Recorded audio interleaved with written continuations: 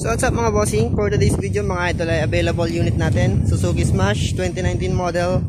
At yan, presentable, kompleto papel, original lahat, rehistrado. At syempre may kasama na itong plaka, no. Nakuha ko na yung plaka nito mga bossing. Nakuha na natin yung plaka nito kahapon lang. So gagamitin na lang.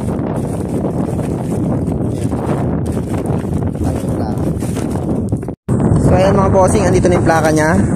2019 model to, 28k auto pa lang, so napakababa pa. So gagamitin na lang yung unit mga boss sa rim set. At yan, semi-pogi na. Pwede na rin na ibang long ride. Nakatambrake ko rin tayo syempre mga idol. Pwede lang convert kung gusto nyo i-release. At pogi-pogi yung unit natin. Bali gagamitin na lang talaga to.